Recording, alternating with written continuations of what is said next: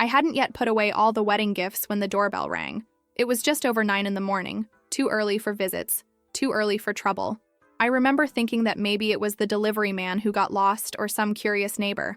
I never imagined that that simple sound would mark the beginning of the greatest humiliation of my life. I opened the door with a polite smile, the kind you learn to use so you don't look bitter with age. On the other side was my daughter-in-law, too impeccable for that time, next to a man in a dark suit holding a thin briefcase. Before I even said good morning, I felt the air in the house change. She didn't call me Mom, as she used to do in public. I only said my name, dry, almost formal. The man stepped forward and introduced himself as a lawyer. It was there that my stomach sank. No one shows up with a lawyer at 9 in the morning by chance. He spoke in a calm, trained way, as someone who has done that many times. He said he was there to clarify urgent patrimonial issues. Patrimonial. The word echoed inside me like a warning. My fingers clenched the handle, and for a second I thought about closing the door. I invited them both in, not out of politeness, but out of instinct. I was raised not to show fear. As they walked through the living room, I noticed how my daughter-in-law observed every detail of the house, as if she were evaluating something she already considered her own. They sat on the couch where, a few days before, I had cried with emotion when I saw photos of my son's wedding. Now, the same place looked like a makeshift courthouse. The lawyer opened the briefcase with exaggerated care, as if each paper there had the power to crush me. He talked about inheritance, about marital rights, about financial transparency. She said that as an elderly mother, it was natural that I needed guidance. When I heard this word, old woman, I felt my blood boil. It was not a concern. It was strategy. My daughter-in-law remained silent almost the entire time, but her eyes said it all. She believed I wouldn't understand, that I would be confused, scared, maybe even grateful for someone to take care of me. That hurt more than any direct threat. Then came the phrase that broke something inside me. The lawyer mentioned the possibility of evaluating my ability to manage my own assets. It was not an open accusation, but it was worse. It was an insinuation, polite, smiling, and cruel. I looked at my daughter-in-law, expecting some sign of retreat, some remnant of humanity. I didn't find anything, just expectation. She wanted to see how I would react. I wanted to confirm the image I had of myself, a lonely woman, aged, easy to fold. I nodded, said I needed time to analyze everything, and asked them to leave. My voice came out firm, despite the internal trembling. They stood up confidently, certain that this was only the first visit of many. When the door closed, the house became too quiet. I leaned against her slowly, feeling the weight of what had just happened. In that moment, I understood something with painful clarity. My silence at the wedding was not seen as respect. It was seen as an opportunity. After they left, I remained a few minutes leaning against the door, listening only to the sound of my own breathing. The house felt bigger, colder, as if it had moved away from me. That was the same house where I raised my son, where I had built a whole life, and yet, for the first time, I felt like I could lose it. I walked to the kitchen slowly, as if every step needed to be confirmed. I prepared a coffee that I barely touched. My hands trembled, not from weakness, but from something I knew well: indignation.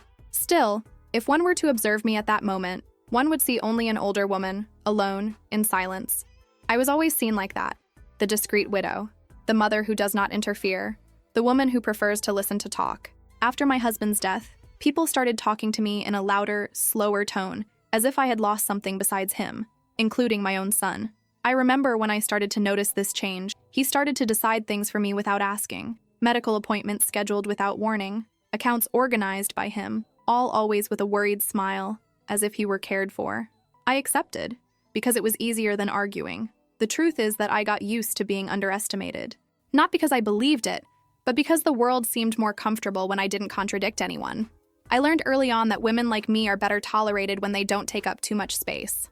My daughter-in-law realized this before anyone else.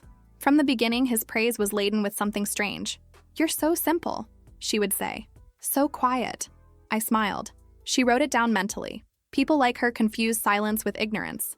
As I washed the untouched cup, I recalled the wedding day. She watched me from afar, especially when someone commented on the family, on the past, on stability. He asked more than once about old documents, properties, stories that I avoided telling. That day, I chose not to talk about the inheritance. Not out of secrecy, but out of principle. Marriage was not about money. It was about my son. I thought the silence was respect. Now he understood that he had been interpreted as a strategic failure. I sat in the living room and looked around. Each piece of furniture there had a story. Each frame, my decision. None of that fell from the sky. And yet, they spoke as if I were only the temporary guardian of something that would soon pass into more capable hands. It was then that I felt something change inside me. It hasn't been courage yet, much less strength. It was clarity. They thought they knew me. They thought I was predictable. They thought I would react with fear or confusion. But there was something they were completely ignorant of, a detail buried decades ago, protected by love, silence, and guilt. A secret that sustained everything they now wanted to extract from me. That late morning, I understood that I wasn't just dealing with a family dispute. It was an attempt to erase me, to reduce myself to an administrative obstacle. And for the first time in many years, I realized that I could no longer afford that. If they wanted war, they would not find a victim. They would find someone who learned to survive being invisible. And that now he knew exactly when to stop being. I went back to the wedding day more times than I would have liked. At first, I tried to convince myself that it was just nostalgia or over-the-top sensitivity. But after my daughter-in-law's visit with the lawyer, each memory gained clearer, almost cruel contours. It was like watching an old movie knowing, finally, the ending. The ceremony was impeccable. Everything is clear, organized, expensive in the right measure to impress without seeming exaggerated. I sat where I had been indicated, not too far ahead or too visible. I watched my son at the altar and felt that silent pride that only a mother who has gone through loss knows. He seemed happy. And that, at that moment, was all I wanted.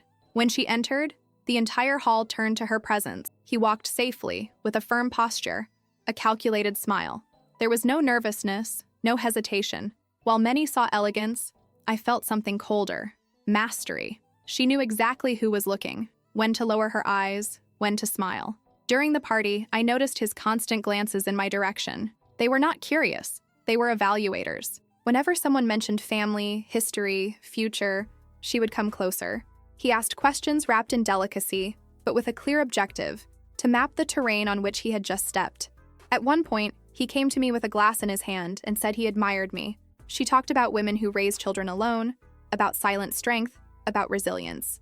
And then, as if she didn't want anything, she asked how I managed to keep everything after my husband's death. He didn't ask if it was difficult. He asked how I organized everything. I answered little. He said that life teaches when there is no choice. She smiled, satisfied, as if that answer confirmed something she already suspected. People like this don't need details. They need only confirm their own theories. I also noticed how she approached specific guests. Older, more discreet people who spoke little but listened a lot. She treated them with exaggerated attention. My son seemed delighted, proud of his sociable wife, not realizing that each conversation was a silent gathering of information. When the time came for the speeches, something deeply bothered me. In thanking her family, she spoke of building together, of protecting the future, of uniting emotional assets. The word heritage fell strangely in the midst of tears and applause. I looked around. No one seemed to notice. After the party, as I said goodbye, she hugged me too tightly and said she hoped we would be closer. His tone was sweet, but his eyes did not ask for approach. They demanded access. At that moment, I felt a discomfort that I couldn't name. At the time, I attributed everything to fatigue. I told myself that I was exaggerating, that I shouldn't judge someone so soon. After all, she was now my son's wife. He deserved trust. He deserved the benefit of the doubt. Today, I see it with painful clarity. That day was not just a wedding. It was the beginning of a strategy. Every question, every smile, every silence of mine was interpreted as an advantage. I believed I was being respectful. She believed she was facing an inattentive woman. What I didn't realize, sitting there with my hands crossed in my lap, is that marriage didn't just seal a union. It marked the exact moment when someone decided that what I had built my whole life could be taken, and I still applauded. The letter arrived 2 days after the visit. It did not come by ordinary mail, but delivered by hand, with formal notice and a tone that left no room for doubt. When I saw the envelope with the letterhead, I felt a tightness in my chest that wasn't fear. It was recognition. I knew exactly what that meant. I sat down at the living room table before it even opened. The house was silent, as if also waiting for the impact. I tore the envelope with excessive care, as if delicacy could soften the contents. It didn't soften. The words were cold, legal, chosen to appear neutral while attacking. They spoke of capacity assessment, asset protection, prevention of future risks. At no time did they say that I was incapable, but they insinuated with surgical precision. It was a dance of words designed to push me into the corner without ever admitting the push. What hurt the most was not the content, but the signature of the office that represented the request. The same lawyer who had been sitting on my couch. The same controlled smile. The same thin paste. It was all part of a script that I had not received. I kept reading, even when the letters started to shuffle. There were deadlines. There were demands. There was a suggestion that I cooperate to avoid more invasive measures.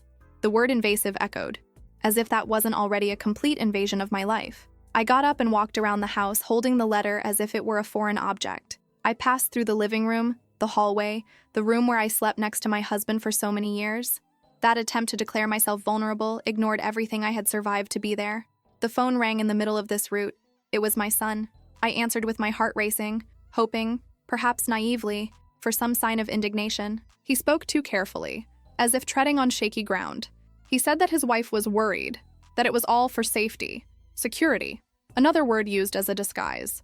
I listened in silence as he repeated terms that clearly weren't his. I said that no one was attacking me, that it was just a procedure. I asked him if he had read the letter. There was a pause that was too long. When we hung up, I sat on the edge of the bed and cried. It wasn't a loud, dramatic cry. It was a contained cry of someone who understands that something precious has just been broken. It wasn't just a legal dispute. It was my own son allowing me to be placed under suspicion. After the crying came the emptiness.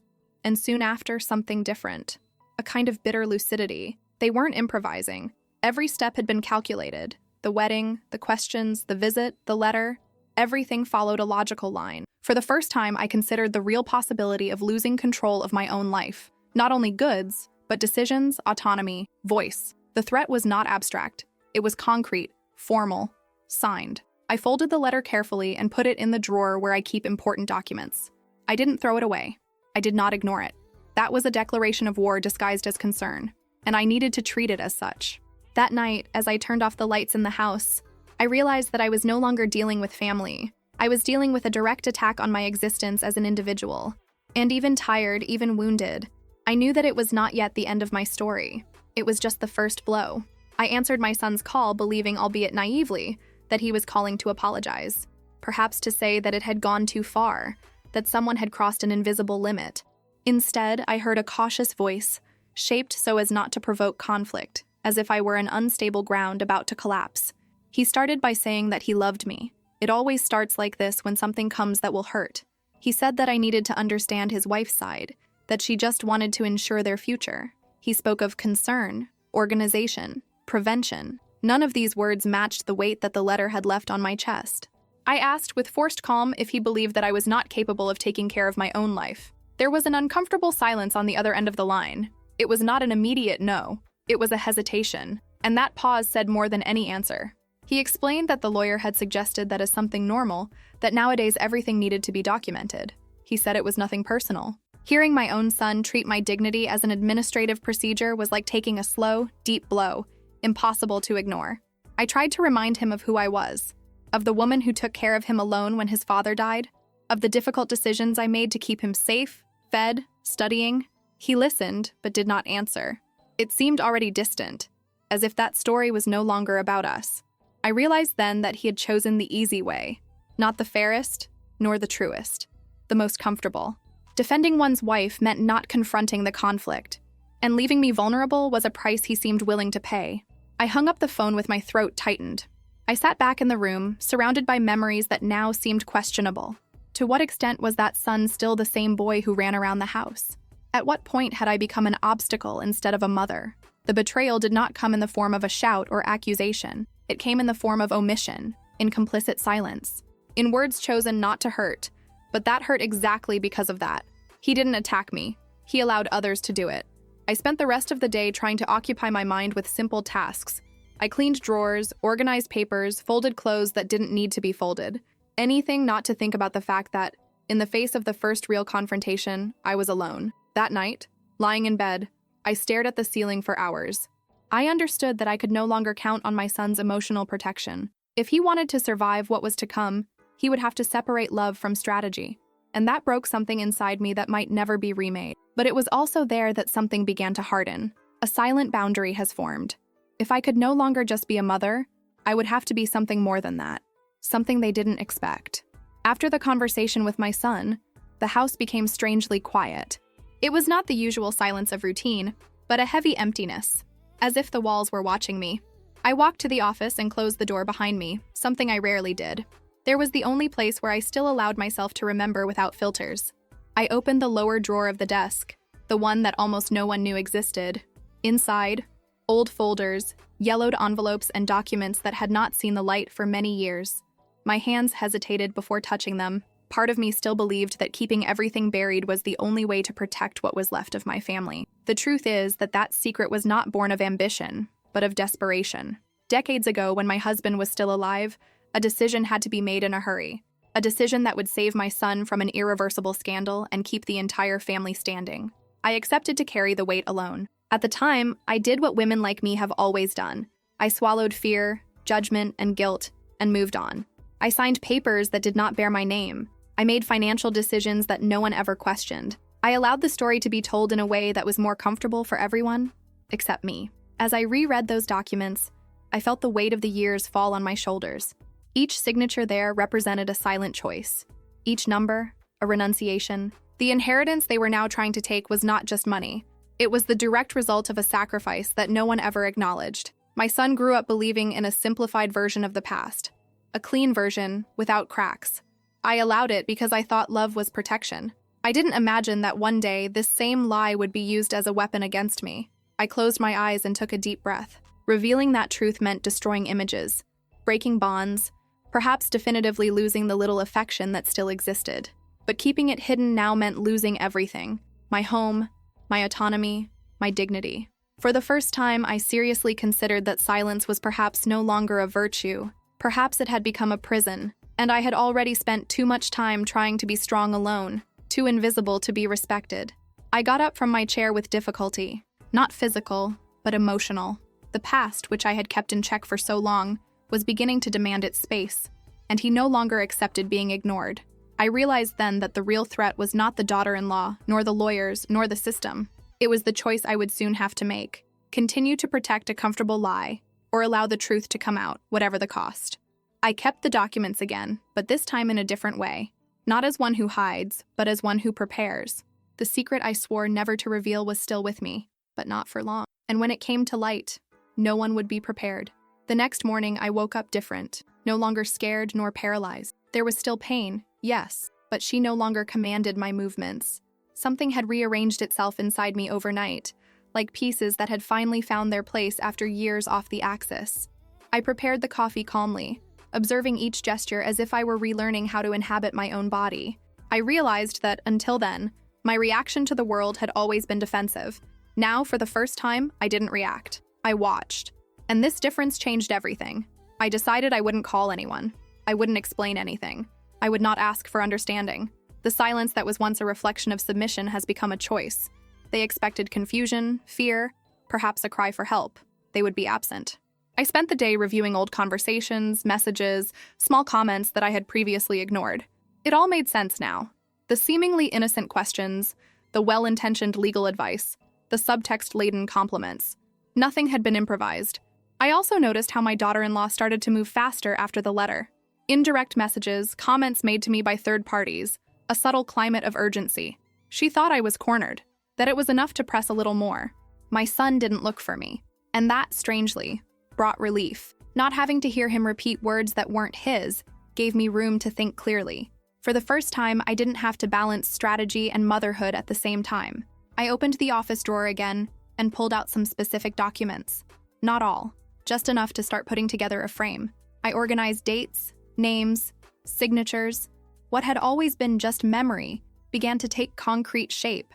As I did so, I understood something essential. They were playing with the idea that I wouldn't keep up. That would tire me out, that he would give in to avoid conflict. They didn't know the woman I was forced to be when there was no one to decide for me. At dusk, I received a new message from my daughter-in-law. Too polite? Too short? He asked if I had already consulted a lawyer and if they could resolve everything amicably. He smiled for the first time in days. That was not kindness. It was anxiety. I didn't answer. I put the phone away. Silence has once again occupied the space, but now it was an armed silence. Every minute without an answer increased their insecurity, and I knew that. That night, as I closed the curtains on the house, I was fully aware of something I had never felt before: control.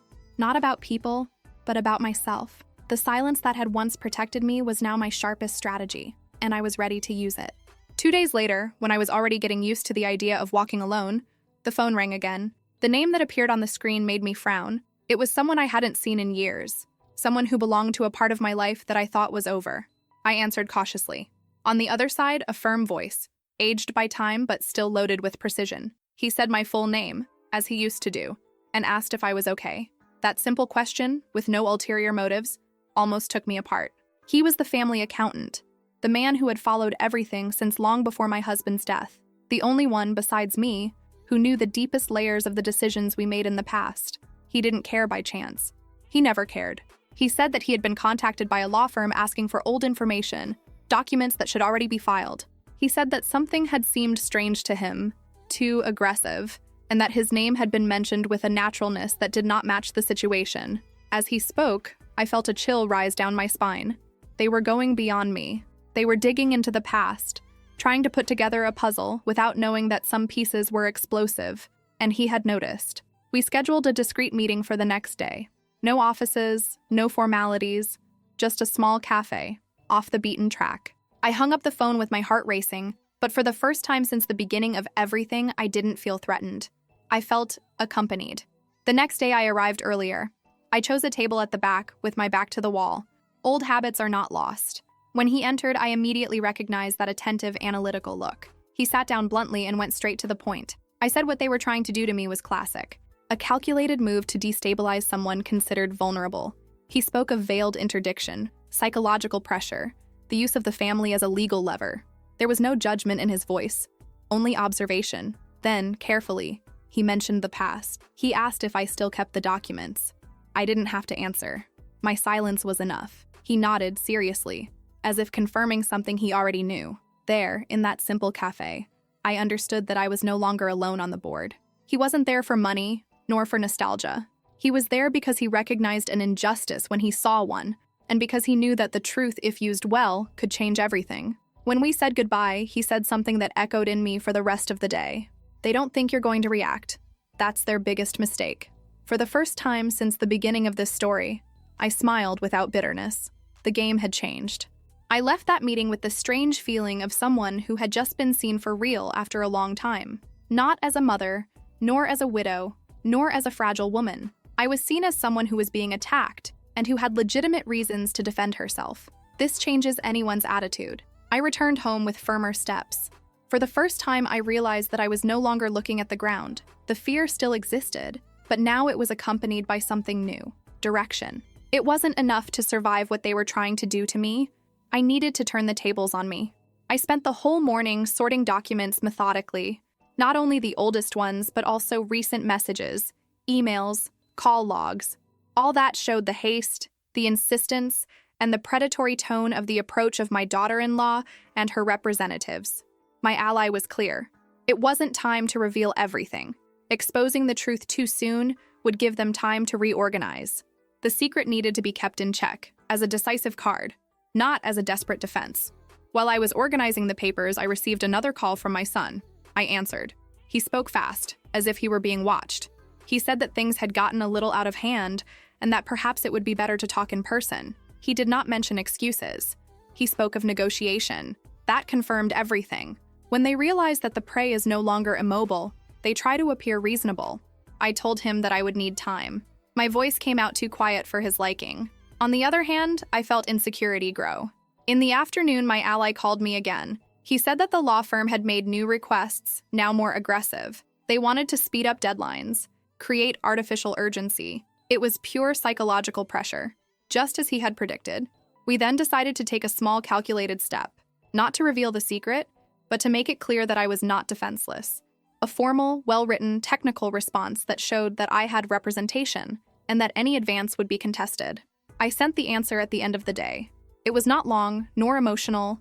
It was firm. For the first time since the beginning, I spoke their language, and that scared them more than any scream. That night, I received a message from her daughter-in-law. The tone had changed. Less authority, more attempt at emotional control. She said she hoped I wasn't being badly advised. I smiled again. It was the confirmation that the trap was beginning to turn. I closed the phone and sat in the living room in silence. The game was still far from over, But something essential had happened. They had lost their certainty. And when someone who depends on domination loses certainty, he begins to make mistakes. The next day, I realized that the movement around me had changed. It was no longer just silence or direct pressure. It was something more diffuse, more poisonous. The feeling of being watched from a distance, commented on in rooms where I was not, judged without the right of reply. The first messages came from relatives who rarely came to me, questions disguised as concern, vague comments about hearing things. Everyone started the same way, saying they wanted to help. None said exactly in what. I soon understood what was happening. The narrative was being spread carefully. I was being painted as confused, difficult, resistant to good intentions. Not crazy, not yet, just problematic enough to warrant future interventions.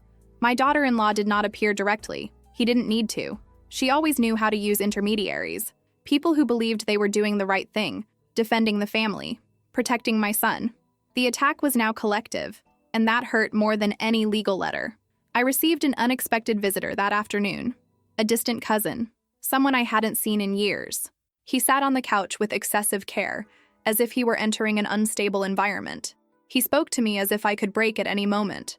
She said she was worried about me, that everyone was. He asked if I was eating well, if I was sleeping. When I answered firmly, she seemed disconcerted. That didn't match the image they had sold. It was then that I realized something essential. They needed me to look weak. It was not enough to take my goods. They needed to morally justify what they were doing. And for that, my lucidity was a problem. After she left, I sat down alone and let the anger run through my entire body. I didn't repress it. I didn't dramatize her. I just let it exist.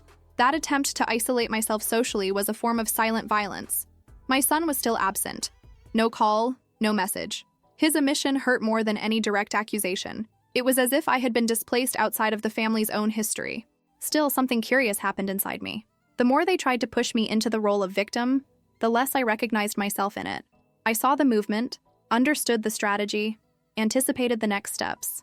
That night, I called my ally and told them everything. He listened in silence and then said something simple. They're in a hurry. Haste generates error. Haste causes masks to fall. I hung up the phone with calm certainty. I didn't need to convince anyone now. I didn't need to defend myself publicly. All I had to do was resist without dismounting. They had the family, they had the narrative, they had the noise. I had the time. And for the first time since it all began, I knew that this was more powerful than it seemed. That week I slept little. Not because of common anxiety, but because my mind seemed to work alone, connecting facts, memories, and old silences. Each time he closed his eyes, he returned to the same point, the truth, not as relief, but as a threat. I have always believed that certain truths exist to protect, not to be told. For decades, I lived like this. I built a whole life on this logic. Now, for the first time, I realized that the same truth that once saved my son could be the only thing that could save me. I spent a whole morning looking at the documents scattered on the table. Dates, signatures, decisions that no one has ever questioned because they never needed to be explained. That was not just legal proof. It was the anatomy of a sacrifice that no one saw. The most painful thing was not the financial risk. It was the certainty that, when that truth came to light, my son would not see himself as a victim of his wife, nor as a conscious accomplice. He would see himself as the result of a lie. And that changes the way someone looks at their own mother. I talked at length with my ally that day. He was direct, bluntly, as he always was. He said that we would legally win only with technique, but that real victory would require something deeper. The truth, presented at the right time, in front of the right people. I asked if there was another way out. He looked at me silently for a few seconds before answering. He said that there were smoother paths, agreements, concessions, but all of them would demand that I accept losing something essential: control, dignity, or autonomy. They were not real options. That afternoon, I walked around the house as if saying goodbye. Not of the objects, but of the version of myself that has always avoided conflict to preserve ties. That woman had done what she could. Now, it was no longer enough. I received a message from my son at night. Short, restrained. He said that there would be a preliminary hearing soon and that he hoped that everything would be resolved without unnecessary exposure. I read that sentence several times. Unnecessary exposure, for him, meant truth. I cried. Not of despair, but of mourning. I fight for the relationship I thought we had. I grieve for my mother who believed that love would always be enough. Some truths don't just destroy lies. They contain illusions. At that moment, I accepted something I had been avoiding from the beginning. I could lose my son, at least as I knew him, and yet he had to continue, not for revenge, but for survival. I folded the documents carefully and stored them in the correct folder. There was no more hesitation. The truth had a high price, but silence now cost everything, and I was no longer willing to pay that bill alone. When I closed the folder, I felt something I hadn't felt in years.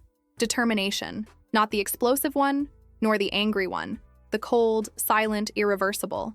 The truth would come out, and when that happened, no one would come out unscathed. Not even me. That's the hardest part to share, because this is where I almost lost everything that defined me. Talking about it means exposing choices, guilt, and wounds that I have spent my whole life trying to protect in silence. If you've come this far with me, it's because you understand that some truths only survive when someone has the courage to say them out loud. So sign up, not as a support for me, but as a way to make sure stories like this don't get erased when they start to bother you. I woke up before the alarm clock rang, with the uncomfortable feeling of someone who no longer belongs to the common day. There was no anxiety in my body, just a silent state of alertness, as if every cell knew that this would not be just any day. I stood up slowly, took a deep breath, and stared at my reflection in the mirror for a few seconds longer than usual. I chose the outfit with calculated care. Nothing too soft colors, nothing that evoked fragility. I also didn't want to sound aggressive. I opted for something neutral, firm, almost invisible. I didn't need to be noticed by my appearance. I needed to be heard for what was about to be revealed. The road to the forum seemed longer than it actually was. I watched people on the street going about their routines, oblivious to the fact that, for me, that day represented a definitive break. I entered the building accompanied by my ally, feeling the symbolic weight of crossing those doors. The room was already partially full. I recognized some faces immediately. Relatives who didn't call me, but who were now there, curious, silent, judging. I felt the old impulse to shrink, but it didn't come. Something in me remained erect, motionless. My daughter-in-law was sitting with impeccable posture, elegant, serene, rehearsingly quiet. The lawyer next to her organized papers with confidence. My son remained a few steps behind, uncomfortable, like someone who was dragged to a place where he didn't want to be. That image went through me like a slow cut. As I sat down, I felt the environment change subtly. It wasn't respect yet, but attention. The hearing began with formalities, case numbers, technical terms. Her lawyer spoke with the security of someone who believes he has everything under control. I presented myself as someone vulnerable, confused, resistant to help. I listened to every word without interrupting. I didn't look away. I let them build the entire narrative, because I knew it needed to be complete to collapse. Silence, once again, worked in my favor. When it was our turn, my ally started with simple, almost banal questions. Dates, authorizations, responsibilities. The confidence of the other side began to lose pace. Small details appeared like thin cracks in a well-painted wall. Then came the request for the presentation of additional documents. I felt my heart beat faster, but I kept my face impassive. It was there that the story began to slip out of their control. The first projected document caused almost imperceptible movement in the room. Nothing explicit, just exchanged looks, a nervous adjustment in the chair. The second brought muffled murmurs. Dates did not coincide. Signatures changed the axis of the central argument. I saw her lawyer lean forward, his eyes fixed on the screen. My daughter-in-law's serenity suffered a small crack. It was minimal, but real. People used to dominating the environment feel when they lose their ground. My son looked up at that moment. Our gaze met. There was no accusation in mine, just something he had never seen directed at him in that way. Truth without protection. When I was called to speak, I stood up with studied calm. My voice came out firm, unhurried. I didn't tell you everything. It was not the time. I said just enough to demonstrate that the narrative constructed against me was false by omission and dangerously convenient. The judge asked for a pause for analysis. The room was filled with a contained hubbub. I sat there, hands folded, feeling something that was neither victory nor relief. It was internal recognition. I had gone through the public confrontation without backing down. The hearing was suspended with new dates scheduled. As I left the room, I realized that my daughter-in-law's steps were no longer safe. Confidence had been replaced by urgent calculation. They now knew I was not there to negotiate silence. As I crossed the door of the forum, I felt the weight of that day settle inside me. Nothing was over. On the contrary, but something essential had changed before everyone. The woman they tried to declare incapable had spoken, and the whole system had listened. I returned home that day with a tired body, but my mind strangely awakened. The hearing was over, but something kept echoing inside me. It was not the words spoken out loud, but those that were suspended in the air, waiting for the right moment to fall like a definitive weight.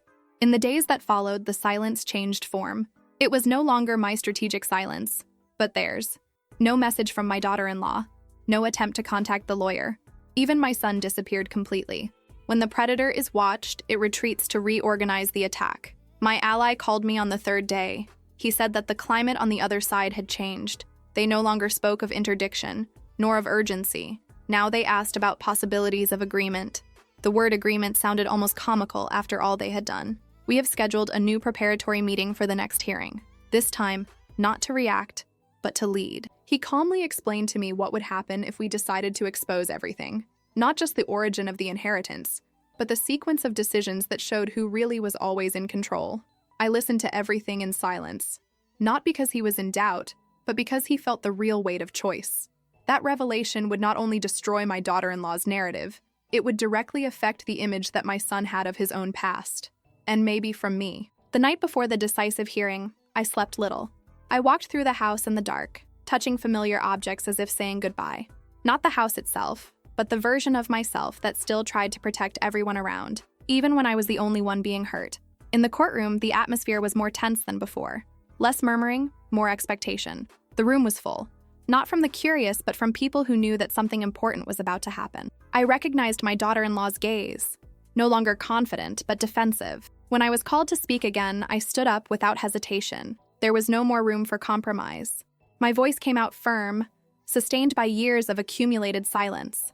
I started with the past, with the point that everyone believed they knew. And then I changed the direction of the story. I explained decisions, presented documents, contextualized choices made in times of crisis. I didn't dramatize. I didn't ask for understanding.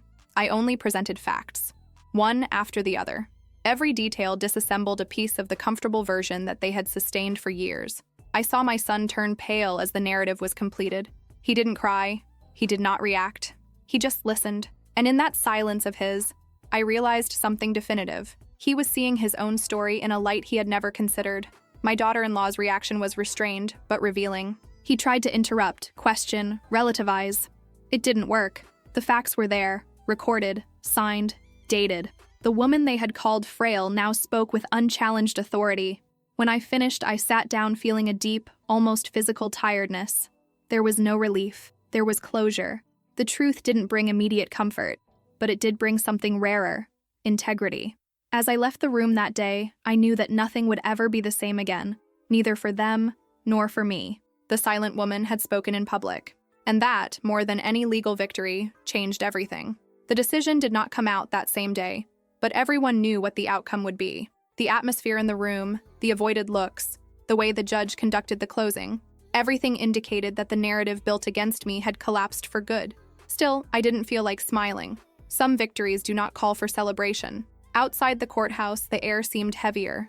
My ally talked to me about next steps, deadlines, formalities. I listened attentively, but part of me was already somewhere else, assimilating what had been lost along with what was preserved. My daughter-in-law passed me without saying a word. The face that once displayed control now showed pure restraint. There was no apology, no confrontation, only the strategic withdrawal of those who understood that they had no more space on that board. My son stood a few meters behind. For a moment, I thought he would come closer. That would say something, anything. But he remained motionless, like someone still trying to rearrange his identity after a late truth. That hurt more than any accusation. In the following days, the formal decision arrived. Clear, objective, irrefutable. No interdiction, no loss of control, no doubt about my ability. I kept my house, my assets, my autonomy. On paper, I had completely won. But the house looked different when I returned to live in it without the weight of the threat. No longer threatened, but marked. I walked through the rooms calmly, recognizing that this space now carried a new story. It was no longer the place of the underestimated woman, it was the territory of someone who resisted. I received messages from some relatives, some shy, others excessively cordial. None mentioned an apology, only attempts to resume normality. I ignored most of them, not out of spite, but out of lucidity. Certain doors, once closed, do not need to be reopened. My son called a week later. The conversation was short, difficult, crossed by silences that were too long. He said he needed time. I replied that I understood. I offered no comfort. I didn't ask for proximity. For the first time, I was not the one to support the bridge alone. At night, I sat on the porch watching the sky darken. I thought of the woman I had been for so many years. Careful, discreet, always willing to compromise to keep the peace. That woman brought me here, but she couldn't take me any further. The victory had given me back what was rightfully mine, but it had also taken away my illusions, and that had a cost. There was no celebration possible when the price was the ultimate distance between mother and child. Still, as I closed the door and turned off the lights, I felt something firm settle inside me. Not joy, no relief, something better, self-respect. I had kept myself whole, and that, even without applause, was a form of victory that no one else could take away from me. A few weeks later, the house returned to its own rhythm. Not the same as before, slower and more careful, but a new rhythm, decided by me. I started waking up early not out of obligation, but by choice. The silence of the morning no longer overwhelmed me. It organized me. I started to change small things. Not out of practical necessity, but out of symbolism. I took old paintings off the wall, reorganized furniture, donated objects that carried too many memories. He didn't want to erase the past, just make it clear that he no longer commanded the present.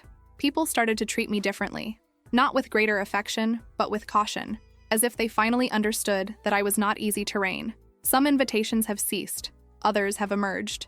I learned to accept only what didn't require me to shrink to fit. My son was still far away. Sometimes he sent short, neutral, almost administrative messages. I responded when I felt I should, not when I felt guilty. Motherhood, I understood late, also needs limits so as not to become an annulment. There was no complete reconciliation. There was a quiet understanding that something had changed irreversibly. We weren't enemies, but we weren't the idealized version of mother and child that once existed. Accepting this hurt, but it liberated. My daughter-in-law has completely disappeared from my life. I didn't miss it. Some presences only make sense as long as they have access. When access ends, they dissolve. There was no apology, no final confrontation, only the definitive removal. I went back to taking care of myself with attention that I never had. I made postponed appointments, traveled alone for the first time in years, made choices without asking for opinion. I discovered that solitude can be a fertile space when it is not imposed, but chosen. There were nights when I cried, not out of regret, but because of everything I had to give up to remain whole. Some losses are only understood after they pass. Others, never. I learned to live with both. I also noticed that people started to listen to me more. Not because I spoke louder, but because I now spoke with conviction. The frail woman they imagined had been replaced by someone who didn't need to prove anything. One day, when I looked in the mirror, I recognized something new on my face. Not youth, not toughness. It was presence. The certainty of occupying one's own space without asking permission. Nobody could take that away from me. I didn't rebuild my life to get back to who I was before. I rebuilt to be who I never allowed myself to be. More conscious, firmer, less available to be used in the name of unbalanced affections.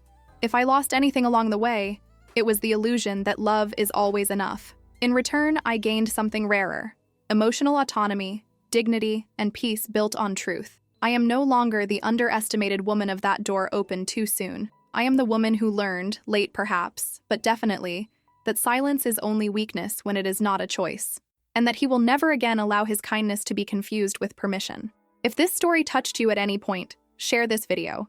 It's not just about what I've experienced, but about patterns that silence, delegitimize, and isolate so many people, especially within one's own family. By sharing, you don't spread a video. You create the chance that it will reach someone who needs to hear that they are not alone and that there is still a way out. I'm going to stay here, carefully reading every comment you leave. Tell me, from which city or country are you watching, and what about this story stayed with you? Your words matter more than you think, and they come to me.